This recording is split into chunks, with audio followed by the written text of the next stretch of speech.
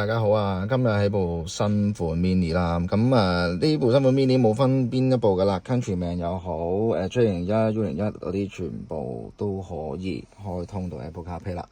好，咁而家我哋 show 俾大家睇下先。咁第一個啦，我哋入翻去個主個 menu 嗰度啦。咁而家去到下邊呢度咧，你會見到有兩個 icon 噶啦，一個 Android Auto，一個 Apple CarPlay。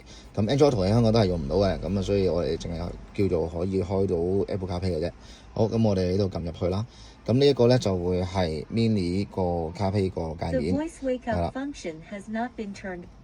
咁就你有啲人問啦，會唔會 full screen 㗎？咁樣其實佢係唔會嘅，因為始終佢係圓形 screen 咧，咁所以佢其實佢係淨係得咁樣嘅啫，係啦。呢個亦都係佢原廠本身就係咁樣㗎啦。好，咁我哋而家睇一睇。係啦，咁而家佢呢個 CarPlay就係正方形啊，所以佢啲擺位有少少唔一樣嘅。通常呢一條咧就擺喺右手邊噶嘛，而家呢一個就擺喺下邊嘅。咁你見到第一個 Dashboard Menu 都係㗎啦，大嗰邊咧喺上高嘅，咁第一下細嗰個喺下邊咁樣咯。好，咁我哋而家試一試啲 function 先。咁首先我哋可以試下 Siri 先啦。今日幾多度？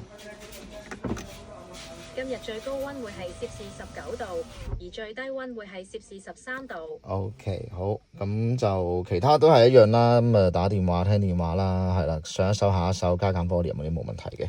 好，咁我哋而家試一試播下歌先。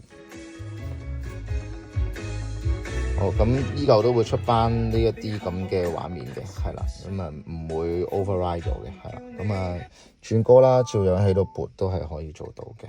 OK， 好，咁就另外啦，主要係導航啦，咁我哋而家試一試導航先。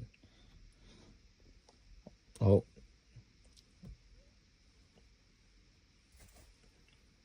出發。係啦，咁就全程44公里，大概需要52分鐘。係啦，定位正常嘅，係啦，冇問題嘅，係呢啲定位又係唔會有問題嘅，喺我哋度開到就係啦。好，咁就呢個係個高德啦，係高德咧，我都想 show 一 show 俾大家睇咧。佢呢一個好似 HUD 嘅物體嘅嘢咧，都係睇到嘅。我睇下影唔影到俾大家睇下。可能有少少朦啦，係咁。係啦，呢個字都係會 show 到喺個你當 display 啦，係啦，其實呢個就係佢 mini 嘅 display 嚟嘅啫，係啦 ，OK， 好，咁我哋翻嚟呢度啦，跟住我哋試埋個 Google Map 啦，係啦 ，Google Map 都係一樣嘅啫，係啦，咁search 跟海港城，好，咁就係啦，可以做得到啦，係啦。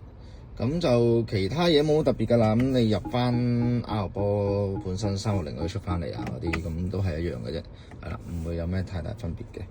咁入翻去 Apple CarPlay 照樣入翻去。OK， 咁就基本上係咁啦，係啦。如果有興趣嘅可以話俾我哋聽。係 last，原廠導航係用唔到嘅，係啦。咁我而家話俾你聽點樣為之用唔到咧？咁出翻去先，睇下可唔可以入到原廠導航先。